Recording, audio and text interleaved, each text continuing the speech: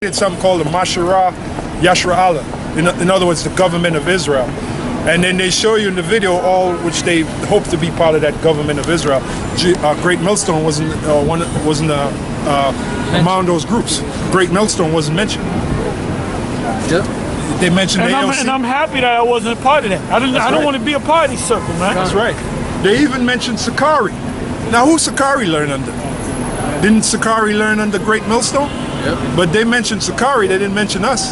So what does that tell you, brothers? That we're hated, but we're supposed to be hated. Yep. That's scripture. Amos 5 and 10. There you go. It says, we both hunger and thirst and are naked and are buffeted and have no certain dwelling place. Have no certain dwelling. You know what that means? The majority of us are renters, right? Rent. You don't pay, you miss your goddamn rent. They're gonna do what's called eviction proceedings, man. Okay. And you gotta scramble and get that money up, man. Okay. Or you out there, man. Oh, we got a certain amount of brothers, the big house I'm talking about. Yep. They last week. Yep. they've been trying to get these guys out for years. Yep. And they finally had the sheriff come in and just but they knew it was coming. So there's that no certain dwelling place. And they came 6 in the morning too. 6 in the morning when you're sleeping. They know what niggas sleep, man. Yeah. And it's the same thing with when all hell break loose, because you know the government, they got the list with certain names on there who they deem as enemies of the state. So when all hell breaks loose, they're gonna go down that list. Okay, get him. And normally they like to come like 3, 4 in the morning when they know when they know you're fast asleep. When your guard is down. You know? Right. That's how this devil operates. That's how he operates. You know? All of a sudden the door gets kicked down and they're dragging you out of. That's why, you know, if possible, you try to sleep with your clothes on, man, or at least some clothes on.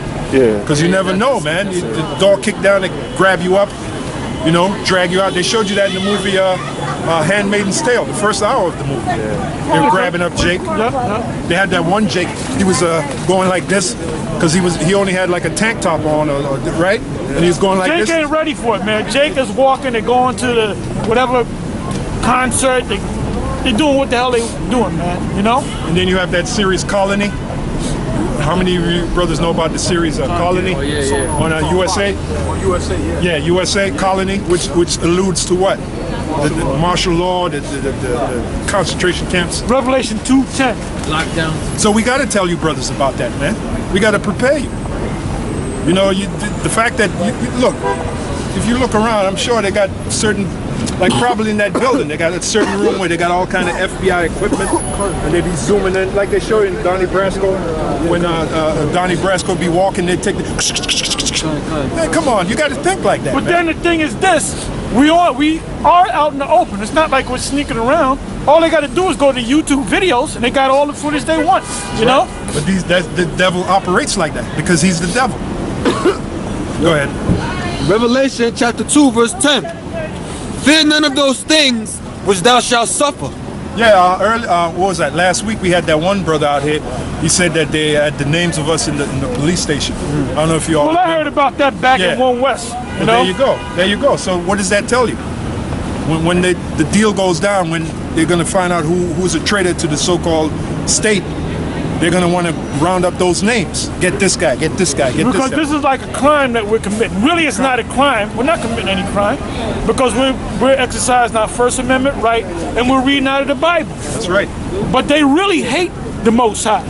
They hate the Most High and they hate the men of the Most High. That's it. You know? That's right. I'm sorry, go ahead. Fear none of those things which thou shalt suffer. Which thou shalt suffer. Now, that's the last book of the Bible, Revelation, right? Which was given to us by the Apostle John on the island of Patmos, right? So what time period is that talking about? Obviously, it's not talking about when he was on the island of Patmos. It's talking about now, brothers. When you read about the beheading, that didn't happen on the island of Patmos. When he was talking about that, he wasn't talking about that period. He was talking about now, the beheading and all that. And then it said of John, when he was on the island of Patmos, before he died, he said, look, you're gonna prophesy again before many kings, peoples, and nations, man, and tongues. Right. So what is that? Reincarnation. Because there's no record of him coming off the island and going out there prophesying, because he was almost 100 years old. So he had to die on the owl. Yeah. So that's reincarnation right there. Good. Fear none of those things which thou shalt suffer. Which thou shalt suffer. Go on. Behold, the devil shall cast some of you into prison. That's the white man. That's the elite of Esau. When they come and grab you up and they put you in that those camps, wherever they may send you or send us. All right. Go ahead. That ye may be tried. That ye may be tested. Tested. Because our faith got to be. Yahawashi was tested to the very end. You know, and he passed the test. That's why he received his reward. So we're going to be tested to the very end. When you get a chance, I go from there to Revelation 3:12. 3 and 12. All right, shalom, Mark. Shalom. And ye shall have tribulation 10 days. Be thou faithful unto death, and I will give thee a crown of life. See that? Be thou faithful unto death. And it means just that. If it comes down to death, we are to be faithful. If it comes down to it. Because we understand there's really no such thing as death. Right? You just go into the spirit world. That's all. From one spiritual plane to the next. That's all. All right? When you die, this spirit that's in you go up into the next, the third heaven. That's right. All right? Which Paul already went there. Give me that right quick, Doc. That's right. That's 2 Corinthians 12. And it's described as being paradise. Because Yahawashi told that to the dude that was on his right hand, because you had two guys crucified along with Yahawashi. You had one on the left and one on the right. The one on the right, Yahawashi told him, today you will be with me in paradise. Hey, Yahawashi was a tough man. Because they had them railroad spikes in his arm and he was still holding the conversation. Yeah. He was a tough. And the way you died on the cross, when they crucified you, Slowly. basically you hung up like this, or you using your muscles to hold you up. Right. And eventually, after a while, you might be strong enough. Some guys die in an hour. They're weak. But you hold yourself up, and eventually you're going to get weak. And that weight is just going to take the life out of you, man. And that's what Yahawashi had to do, man. He cried unto the Father. He basically he basically kind of lost it, man. Because he said to the Father, he said, my power, why hast thou forsaken me? Now he already knew he was going to be forsaken. He actually felt the presence of the Most High turn his back against him. Because he was turning his back against Israel. He said, look, he was saying Israel, but he took on the sins of Israel. And himself when he was Solomon. Okay?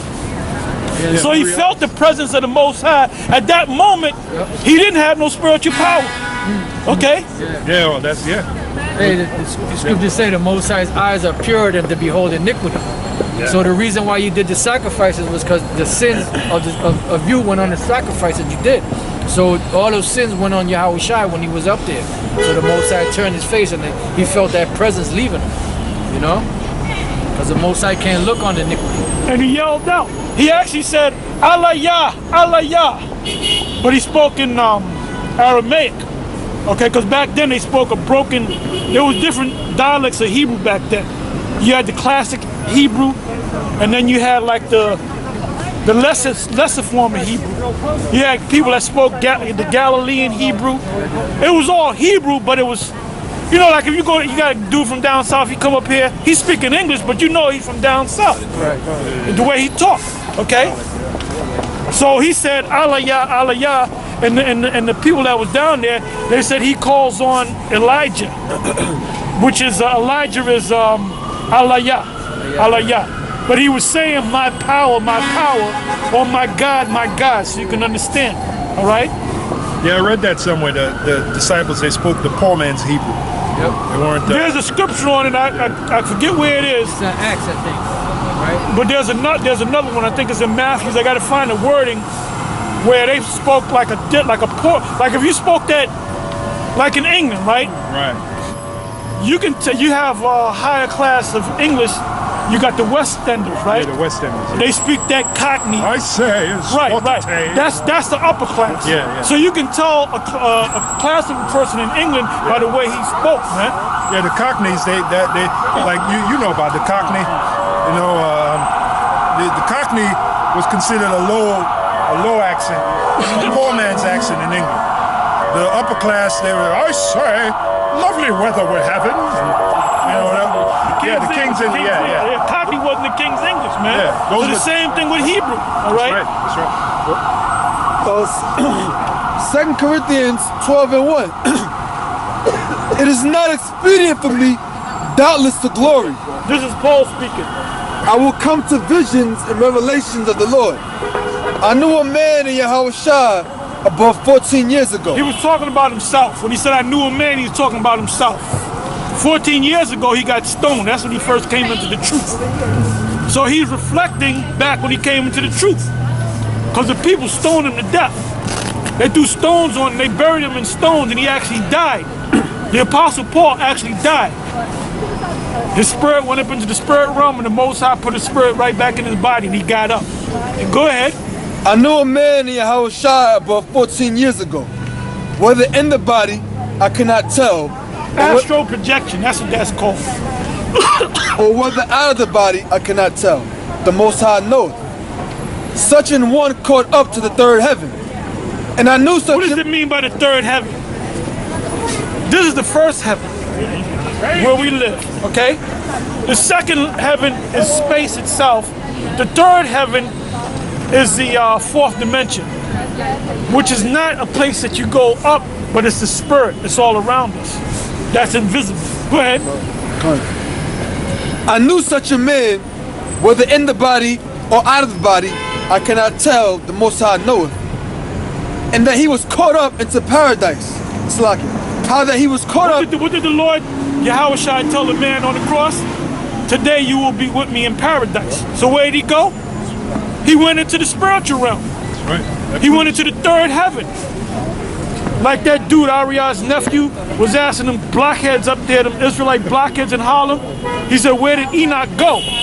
And there was about 50 of them guys. And them guys are looking up, you answer, no, you go ahead and sit. You want to speak? Brother, what's your point? Man, I would have said, look, man, all the big, Sheriff Buster came up, what's your point, brother? What's your point, brother? Then they said, let's go up the street, we're going to explain. I would have said, look, man, what happened was Enoch was translated, man. I'm going to give you an example. When you watch the Star Wars, remember when they would say, beam me up, Scotty? Translated, man. They broke down the elements of your body. All right, your spirit was shot to another place, and then the different amount of elements, the same DNA that makes you, brought back together, and that would disappear. The reason why Esau was able to do that, because they know that science, but they can't do it. See, Esau cannot take a spirit out of a body and put the spirit over here. Or Esau cannot say if a man died, you got the coordinates of his spirit to bring his spirit back. The Most High can do that, man. We're going to be able to do that. That's what Esau wants. He ain't going to be able to do that, man. Hey, Philip, that's what happened to Philip.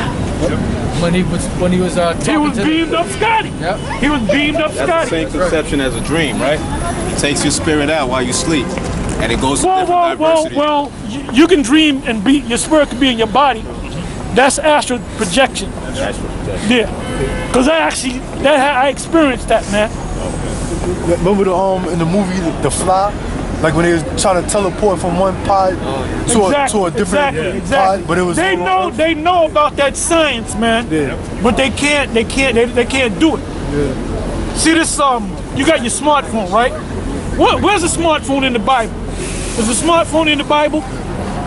It is in the Bible. It's the Urim and the Thummim. When you get a chance, look up the word, Google the word Urim and Thummim.